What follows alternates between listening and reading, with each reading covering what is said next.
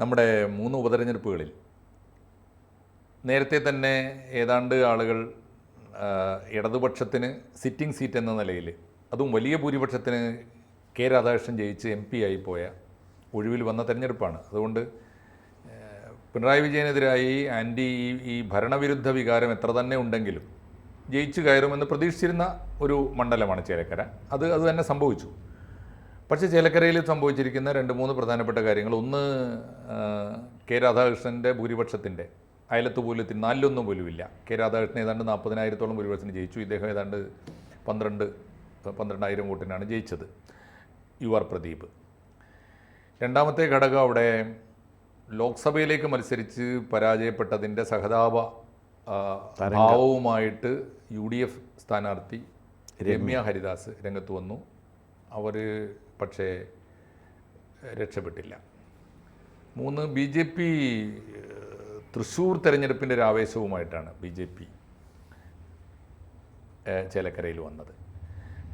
പക്ഷേ സുരേഷ് ഗോപി ജയിച്ച് കയറിയതിൻ്റെ അത്തരത്തിലുള്ളൊരു തരംഗവും അലയൊലിയും ഒന്നും ചേലക്കരയിൽ ഉണ്ടാക്കാനും കഴിഞ്ഞിട്ടില്ല. പിന്നെ ഒരു ചെറിയ അവകാശവാദം ഉണ്ടായത്, ഭരണവിരുദ്ധ തരംഗമില്ല എന്ന് പറയാൻ ഗവൺമെൻറ്റിന് ഒരു അവസരം കൊടുത്തു. പക്ഷേ ഭൂരിപക്ഷം ഗണ്യമായി കുറഞ്ഞെങ്കിൽ പോലും ജയിച്ചിരിക്കുന്നു എന്ന് പറയാം. സത്യത്തിൽ ഒരു ആശ്വാസ തെരഞ്ഞെടുപ്പാണ് ചേലക്കര എല്ലാവർക്കും എന്ന് പറയാം. പക്ഷേ ചേലക്കരയിലെ UDF സ്ഥാനാർത്ഥിയുടെ പരാജയത്തെക്കുറിച്ച് പൊതുവെ ഒരു സഹതാപ തരംഗം ഏശിയില്ല എന്ന് മാത്രമല്ല, ഒരു വനിതാ സ്ഥാനാർത്ഥി ലോക്സഭയിലേക്കായാലും നിയമസഭയിലേക്കായാലും അവർ പുറത്തുനിന്ന് കോഴിക്കോട്ട് നിന്ന് വന്ന് മത്സരിച്ചാണെങ്കിൽ പോലും അവർ നിരന്തരമായി പരാജയപ്പെടുന്നത് നമ്മുടെ ഈ രാഷ്ട്രീയ രംഗത്തെ ഒരു അൺഗോയ്മ ഭാവം അതിനകത്തുണ്ടോ എന്ന് സാമൂഹ്യ നിരീക്ഷകന്മാർ നിരീക്ഷിക്കുന്നുണ്ട്. ഇതെല്ലാം കൂടി ചേർത്ത് ചേലക്കരയെക്കുറിച്ചുള്ള ഡോക്ടർ KS രാധാകൃഷ്ണൻ്റെ നിരീക്ഷണങ്ങൾ എങ്ങനെയാണ്? ഈ ആൺകോയ്മയിൽ നിന്ന് തന്നെ തുടങ്ങാം. യെസ്. പക്ഷേ നവ്യ ഹരിദാസിനെ ഒരു പെൺകോയ്മയാണ് തോൽപ്പിച്ചിരിക്കുന്നത്. യെസ്. വയനാട്ടിൽ കറക്റ്റാണ്. ഒരു പെൺകോയ്മ വന്നപ്പോൾ നവ്യ ഹരിദാസ് പോയി.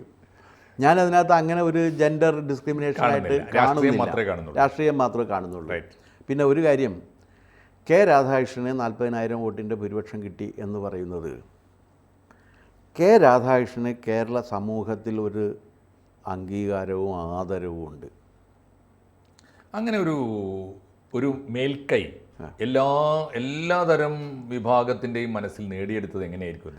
സത്യസന്ധനാണ് ഒന്നാമത്തെ കാര്യം. രണ്ടാമത്തെ കാര്യം അതിലളിതമായ ജീവിതമാണ്. മൂന്നാമത്തെ കാര്യം കറപ്ഷൻ ഇല്ല. ഈ 3 കാര്യങ്ങൾ പൊതുജീവിതത്തിൽ നിൽക്കുന്ന ഒരാൾക്ക് ഉണ്ട് എന്നുണ്ടെങ്കിൽ അത് നമുക്ക് പ്രത്യക്ഷത്തിൽ കാണുകയും ചെയ്യാം. കുറച്ച് സമയം കിട്ടിക്കഴിഞ്ഞാൽ വീട്ടിൽ പോയി കൃഷിപ്പണി ചെയ്യുന്ന ഒരാളാണ്. അല്ലാതെ ഇതല്ല, മീഡിയയിലല്ല. അല്ല, എനിക്ക് അടുപ്പവും പരിചയമുള്ളൊരു കാര്യം പറയുകയാണെന്നുണ്ടെങ്കിൽ, അദ്ദേഹം സ്പീക്കറായിരുന്ന കാലത്ത് ആ സ്പീക്കറുടെ വലിയ വീട്ടിൽ അദ്ദേഹം താമസിച്ചിരുന്നപ്പോൾ അദ്ദേഹം തന്നെ ഭക്ഷണം പാകം ചെയ്ത് കഴിക്കുമായിരുന്നു എന്നുള്ള കാര്യവും കൂടി കണ്ടിട്ടാ. അത്ഭുതകരമാണ്. അപ്പം ഞാനും അന്ന് ആ കാലത്ത് അവിടെ തിരുവനന്തപുരത്തുണ്ട്, PSC ചെയർമാനായിട്ട്. അപ്പോൾ ഞാൻ പറഞ്ഞു, വലിയ കഷ്ടമാണ് രാധാകൃഷ്ണ ഇതൊക്കെ വലിയതെന്ന് പറഞ്ഞപ്പോഴേക്കും പറഞ്ഞ്, ഞാനിടയ്ക്ക് കുറച്ച് ചാളയൊക്കെ മേടിച്ചിട്ട് ഞാൻ തന്നെ കറി വെച്ച് കഴിക്കും. കുക്കും കുടുംബമൊന്നും അല്ല, കുടുംബം വൈഫില്ലല്ലോ അയാൾക്കില്ല, പിന്നെ വേറെ ആരുമില്ല.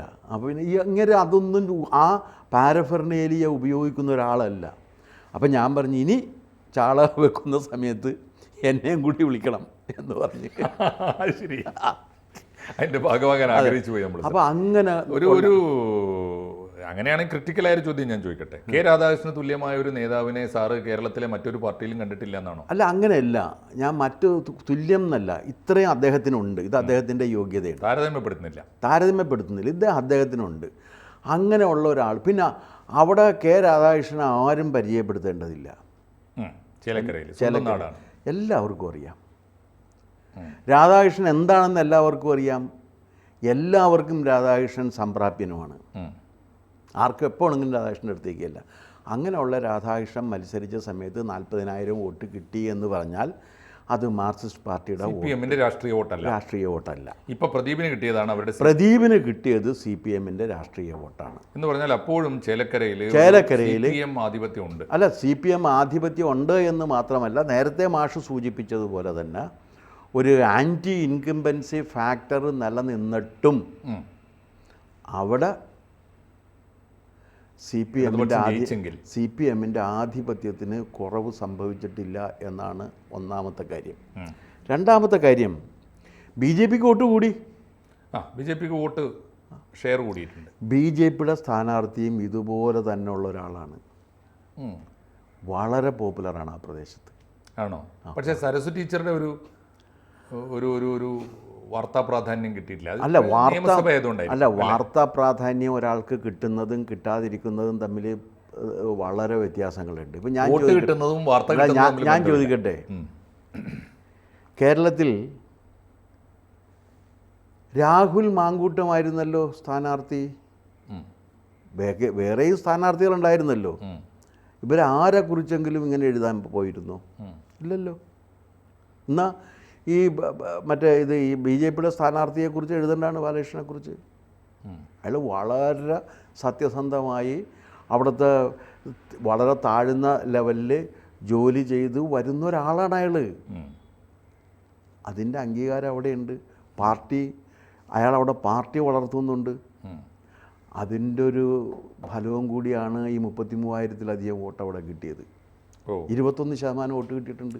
ഇങ്ങനെ ഏറെയൊന്നും അറിയപ്പെടാത്ത നിശബ്ദരായ ജനസേവകരാണ്. അതായത് ഇപ്പോഴെന്താണെന്ന് വെച്ചാൽ ഈ പറയുന്നത്, ഇന്നിപ്പോൾ ഞാൻ കണ്ട ഒരു കാര്യം, ഞാൻ ഇങ്ങോട്ട് വരുന്നതിന് മുമ്പ് കണ്ട ഒരു കാര്യം എന്താണെന്ന് വെച്ചാൽ, രാഹുൽ മാങ്കൂട്ടത്തിൽ എവിടെയോ പോയിട്ട് അദ്ദേഹത്തെ കാണുന്നതിന് വേണ്ടി 2 കൊച്ചു പെൺകുട്ടികൾ മരത്തിൽ കയറി നിന്ന് നോക്കിയെന്ന്. PR വർക്കാണ് ഇതൊക്കെ ചെയ്യുന്നത്. ഇതൊക്കെ ആർക്കാ മനസ്സിലാകാത്തത്? അപ്പോൾ PR വർക്ക് ചെയ്യുകയും ആ PR ഏജൻസിക്ക് PR വർക്ക് എന്ന് പറഞ്ഞാൽ കാശ് കൊടുത്ത് ചെയ്യിക്കുന്നതാണെന്ന് അറിയാമല്ലോ. ആ PR ഏജൻസിക്ക് നിങ്ങൾ കാശ് കൊടുത്തു കഴിഞ്ഞാൽ അവർ നിങ്ങൾക്ക് വേണ്ടി ഇതെല്ലാം അറേഞ്ച് ചെയ്തു തരും. മറ്റേ BJP സ്ഥാനാർത്ഥിക്ക് അതിനുള്ള പാങ്ങില്ല. അയാൾക്ക് PR വർക്ക് ചെയ്യാനും അറിയില്ല. പക്ഷേ ജനങ്ങൾ അയാളെ തിരിച്ചറിഞ്ഞുകൊണ്ടാണ് അയാൾക്ക് 21% വോട്ട് കിട്ടിയത്. അല്ലെങ്കിൽ കിട്ടില്ല. അപ്പോൾ ഇതുകൊണ്ടാണ് ഞാൻ വേറൊരു സന്ദർഭത്തിൽ നമ്മൾ സംസാരിച്ചപ്പോൾ ഞാൻ ചോദിച്ചത്, ഈ പാലക്കാട് വോട്ട് കുറഞ്ഞു എന്നുള്ളതിൻ്റെ പേരിൽ സുരേന്ദ്രൻ രാജിവെക്കണം എന്ന് പറയുമ്പോൾ ചേലക്കര വോട്ട് കൂടി എന്നതിൻ്റെ, കാരണം സുരേന്ദ്രനാണല്ലോ 2 സ്ഥലത്തും തെരഞ്ഞെടുപ്പിന് നേതൃത്വം കൊടുത്തത്. അപ്പോൾ അതിൻ്റെ പേരിൽ സുരേന്ദ്രന് പ്രൊമോഷൻ കൊടുക്കണം എന്നുകൂടി ആവശ്യപ്പെടേണ്ടി വരും ഒരു തെരഞ്ഞെടുപ്പ്. കാരണം നിങ്ങളുടെ ലോജിക്കാണ് ഞാൻ പറയുന്നത്. അപ്പോൾ ഇത് ഇവിടെ വന്നിട്ട് പിന്നെ രമ്യ ഹരിദാസ്, നിങ്ങൾ വേറൊന്ന് ആലോചിച്ച് നോക്ക്. കഴിഞ്ഞ ലോക്സഭാ തെരഞ്ഞെടുപ്പിൽ മത്സരിച്ച് തോറ്റ 2 സ്ഥാനാർത്ഥികൾ മത്സരിച്ചു, 2 പേരും തോറ്റുപോയി. പാലക്കാട് കൃഷ്ണകുമാറും ഇവിടെ രമ്യയും. മനസ്സിലായി. അപ്പോൾ 2 പേരും തോറ്റുപോയി. ഓക്കെ. കാരണം അതിനൊരു രാഷ്ട്രീയ കാരണം കാണും. പക്ഷേ ഈ ചേലക്കരയിലെ BJP സ്ഥാനാർത്ഥി വോട്ട് കൂടുതൽ നേടിയെന്നാണ് ഞാൻ വിചാരിക്കുന്നത്. കാരണം ലോക്സഭാ ഇലക്ഷനിൽ ചേലക്കര മണ്ഡലത്തിൽ UDF ആണ് ലീഡ് ചെയ്തത്. അതെ. എന്നിട്ട് പോലും അന്ന് BJP കിട്ടിയതിനേക്കാൾ വോട്ട് അല്ല. അതാണ് ഞാൻ പറഞ്ഞ ഓരോ തെരഞ്ഞെടുപ്പും ഓരോന്നാണ്, ഓരോ വിസ്മയങ്ങളാണെന്ന് പറയുന്നത്. അതെ അതെ. കാരണം അവിടെ UDF ലീഡ് ചെയ്ത സ്ഥലമല്ലേ. അതെ അതെ. UDFിൻ്റെ കാൻഡിഡേറ്റിന് ഒരുപാട് ഹോപ്പുള്ള സ്ഥലമല്ലേ, വോട്ടുള്ള സ്ഥലമല്ലേ. ചേലക്കര ആയതുകൊണ്ട് ഒരു ചോദ്യം കൂടി സാറിന് വ്യക്തിപരമായിട്ട് അറിയാവുന്നതുകൊണ്ട് കൂടി ചോദിക്കുകയാണ്. K. രാധാകൃഷ്ണൻ എന്ന് പറയുന്ന ഒരു വിസ്മയത്തെ കേരളത്തിൽ നിന്ന് നാട് കടത്താനുള്ളതാണോ ചേലക്കര തെരഞ്ഞെടുപ്പ്? അല്ല, അത് രാധാകൃഷ്ണനെ പോലെയുള്ള ഒരാൾ, അദ്ദേഹം മന്ത്രിയായിരുന്നപ്പോഴും ഒക്കെ രാധാകൃഷ്ണനെ പോലെയുള്ള ഒരാൾ തീർച്ചയായിട്ടും കേരളത്തിൽ തന്നെ നിലനിർത്തിയതിന് ശേഷം അദ്ദേഹത്തിൻ്റെ കഴിവുകൾ നമ്മുടെ രാഷ്ട്രീയത്തിൽ ഏത് രാഷ്ട്രീയമായാലും, കാരണം അങ്ങനെ ഒരു സത്യസന്ധനായ ഒരു മനുഷ്യനുണ്ടെങ്കിൽ ഏത് രാഷ്ട്രീയത്തിലായെങ്കിലും അത്തരത്തിലുള്ള ഒരാളുകളുടെ കഴിവുകൾ ഇവിടെ തന്നെ ഉപയോഗിക്കണം. പക്ഷേ ഞാൻ തിരിച്ചൊന്ന് ചോദിക്കട്ടെ, ഒരു രാധാകൃഷ്ണൻ അല്ലാതെ വേറെ ഒരാളെ ഇവിടെ നയക്കാൻ അവർക്കില്ല എന്നും കൂടി നിങ്ങൾ മനസ്സിലാക്കണം. അത് മാത്രമേ ജയിച്ചുള്ളൂ. മാർക്സിസ്റ്റ് പാർട്ടിക്ക് ഒരു ഷുവർ ബെറ്റ് എന്ന് പാർട്ടിക്ക് തോന്നിയ കാൻഡിഡേറ്റാണ് കെ രാധാകൃഷ്ണൻ. അതുകൊണ്ട് തന്നെ അദ്ദേഹത്തെ ആരെങ്കിലുമൊക്കെ ഭയപ്പെട്ടിരിക്കാനിടയില്ലേ? ഭയപ്പെട്ടാലും ശരിയാണ്, ആ ഭയമൊക്കെ തീർന്നു പോകും. കാരണം അയാൾക്ക് നിൽക്കാനറിയാം. കാരണം ജനങ്ങളെ അയാളുടെ കൂടെയിട്ടത്. ഒരു തവണ ലോക്സഭയിൽ പോയാൽ പോലും അയാൾ തിരിച്ചു വന്ന് ചേലക്കരയെ മത്സരിച്ചു കഴിഞ്ഞാലും അയാൾ ജയിക്കും. കാരണം ആ ജനങ്ങളുമായിട്ട് അയാൾക്ക് അത്രയേറെ ബന്ധമുണ്ട്.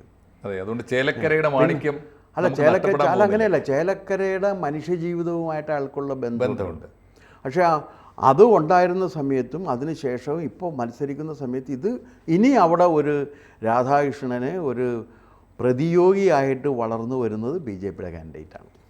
ഓ, അത്ര ശക്തനാണ് അദ്ദേഹം. അത്ര ജനകീയനാണ് അല്ലേ? ജനകീയനാണ്, ജനങ്ങളുമായിട്ട് വളരെ ബന്ധമുള്ളതും. എന്ന് മാത്രവുമല്ല, ചേലക്കരക്കാരെ ഏകകണ്ഠമായിട്ട് സ്ഥാനാർത്ഥി അയാൾ വേണമെന്ന് തന്നെ ആവശ്യപ്പെട്ടതാണ്. എന്ന് പറഞ്ഞാൽ രാധാകൃഷ്ണന് പിറകെ മത്സരിക്കാൻ യോഗ്യതയുള്ള പറ്റിയ എതിർ സ്ഥാനാർത്ഥി രമ്യ ഹരിദാസ് അല്ല, ബാലകൃഷ്ണനാണ്. ബാലകൃഷ്ണൻ അവിടെ വളർന്നു വരുന്ന ഒരു വലിയ കാൻഡിഡേറ്റാണ്. ബാലകൃഷ്ണൻ അതിനകത്ത് കഴിയും തീർച്ചയായിട്ടും. പിന്നെ ഇതിനകത്ത് നേരത്തെ നിങ്ങൾ പറഞ്ഞൊരു ജെൻഡർ ഇൻജസ്റ്റിസ് അതൊന്നുമില്ല കേരളത്തിൽ. അങ്ങനെയൊന്നുമില്ല. കേരളത്തിൽ ജെൻഡറൊന്നും നോക്കിയിട്ടല്ല, ആളുകൾക്ക് വോട്ട് ചെയ്താൽ അവർ വോട്ട് ചെയ്യും, വോട്ട് ചെയ്തില്ലെങ്കിൽ വോട്ട് ചെയ്യില്ല, അത്രയേ ഉള്ളൂ. അത് ഞാൻ നേരത്തെ പറഞ്ഞില്ലേ, ഒരു എലമെൻ്റ് ഓഫ് വിസ്മയം അതിനകത്തുണ്ട്, അൺസർട്ടനിറ്റി ഉണ്ട് ആയിരിക്കും. പക്ഷേ ഞാൻ പറയുന്നത്, പക്ഷേ കേരളീയൻ്റെ മനസ്സിൽ പൊതുവേ ഒരു ആൺകോയ്മ ഒട്ടുമില്ലെന്നാണ് സാറിൻ്റെ ഇത്രയും കാലത്തെ മീൻസ്? അല്ലല്ല, അത് വളരെ കൂടുതലാണെന്ന് തന്നെയാണ് പറഞ്ഞത്. പക്ഷേ തെരഞ്ഞെടുപ്പിൽ പലപ്പോഴും എന്ന് മാത്രമല്ല, വേറൊരു കാര്യമുണ്ടെന്ന്. എനിക്ക് എൻ്റെ അനുഭവത്തിൽ ഇപ്പോൾ ഞാൻ ഇവിടെ ഇതേ ഫ്ലോറിലിരുന്നുകൊണ്ട് പറഞ്ഞിട്ടുണ്ട്. ഞാൻ VC ആയ സമയത്ത് അടച്ചു പൂട്ടാനിട്ടിരുന്ന സെൻ്ററാണ് തിരൂർ സെൻ്റർ എന്ന് ഞാൻ ഒരിക്കൽ പറഞ്ഞിട്ടുണ്ട്. ശങ്കരാചാര്യയിൽ അതിൻ്റെ ഡയറക്ടറാക്കി ഞാൻ നിയമിച്ചതൊരു സുഷമയാണ്. ആ സുഷമയാണ് ഇപ്പോൾ സുഷമ, അവിടെ വൈസ് ചാൻസലർ മലയാളം യൂണിവേഴ്സിറ്റിയിലെ. സുഷമയെ ഞാൻ വിളിച്ചു വരുത്തിയിട്ട് പറഞ്ഞ്, വേറെ ഒന്നുമില്ല, നിങ്ങളെ ഡയറക്ടറായിട്ട് അപ്പോയിൻറ്റ് ചെയ്തിട്ടുണ്ട്, അതിനി ഏറ്റെടുക്കാതിരിക്കുന്ന പ്രശ്നമില്ല, വേഗം പോയി ഏറ്റെടുത്തോളൂ, സുഷമയ്ക്ക് അത് കഴിയും എന്ന് പറഞ്ഞ്. And she proved her metal. അപ്പോൾ അതുകൊണ്ട് അങ്ങനെ വരുന്ന സ്ത്രീകൾ അക്കാഡമിക് രംഗത്തെന്ന പോലെ രാഷ്ട്രീയത്തിലും മെറിറ്റ് കൊണ്ട് വരട്ടെ സ്ത്രീകൾ. അല്ല, മെരിറ്റ് ഉണ്ട് അവർക്ക്. സ്ത്രീകൾക്ക് പുരുഷന്മാരെക്കാൾ കൂടുതൽ മെരിറ്റ് ഉണ്ടെന്നാണ് എൻ്റെ അനുഭവം. പക്ഷേ അതിന് KS രാധാകൃഷ്ണൻ പോലെ ആരുടെയെങ്കിലും കണ്ണിൽപ്പെടുക എന്ന വിസ്മയം തന്നെ സംഭവിക്കണം പലപ്പോഴും. ഇല്ല, ഞാൻ ഈ PSCയിൽ ഇരുന്നപ്പോഴും ഞാൻ പറഞ്ഞിട്ടില്ലേ, PSCയിൽ ഇരുന്ന സമയത്ത് എനിക്ക് വേണ്ടിയിട്ട് കോൺഫിഡൻഷ്യൽ ഫയൽസ് മുഴുവൻ കൈകാര്യം ചെയ്തിരുന്നത് ജമീല എന്ന് പറയുന്ന എൻ്റെ മെമ്പറായിരുന്നു. ആ ജമീല ആരാണെന്ന് പറഞ്ഞാൽ ഒരുപക്ഷെ മാഷ അറിഞ്ഞേക്കും. പഴയ N. ശ്രീധരനില്ലേ, N. ശ്രീധരൻ്റെ മകളാണ്. Gem of a lady. ശരി, ഏത് കോൺഫിഡൻഷ്യൽ ഫയലും ധൈര്യപൂർവ്വം ഏൽപ്പിച്ചിരുന്നത് ഞാൻ ജമീലയാണ്. ജമീല ഹാർഡ് കോർ മാർക്സിസ്റ്റുമാണ്. പക്ഷേ രാഷ്ട്രീയമൊന്നും അവരുടെ ജോലിയിൽ വരില്ല. അതുപോലെ തന്നെ വേറൊരു രമണി, ഇവരൊക്കെ ഞാൻ ഇത് ആശ്രയിച്ചിരുന്നതാണ്. പിന്നെ അവിടെ ഉണ്ടായിരുന്ന സ്ത്രീകളായിട്ടുള്ള അഡീഷണൽ സെക്രട്ടറിമാർ, അവരുടെയൊക്കെ സേവനം എന്ന് പറഞ്ഞാൽ ഞാൻ വളരെ ആദരവോടുകൂടി സ്മരിക്കുകയാണ്. അങ്ങനെ സ്ത്രീകൾക്ക് വലിയ കഴിവുകളുള്ളവരാണ്. എന്തായാലും ചേലക്കരയിൽ വ്യക്തിത്വവും രാഷ്ട്രീയവും അല്ലാതെ അതിനപ്പുറത്ത് ജെൻഡർ ബാധിച്ചിട്ടില്ല. ജെൻഡർ ഉറപ്പിച്ച് പറയുന്നു. അതുകൊണ്ട് രമ്യ ഹരിദാസിന് അവർ രമ്യ ഹരിദാസ് നല്ല രാഷ്ട്രീയ പ്രവർത്തകയാണ്. അവർക്ക് ഇനിയും മുന്നേറി വരട്ടെ. നന്ദി സർ. കൂടുതൽ വാർത്തകളും വിശേഷങ്ങളും നിങ്ങളിലേക്ക് എത്താൻ ABC മലയാളം സബ്സ്ക്രൈബ് ചെയ്യുക, ബെൽ ബട്ടണും അമർത്തുക.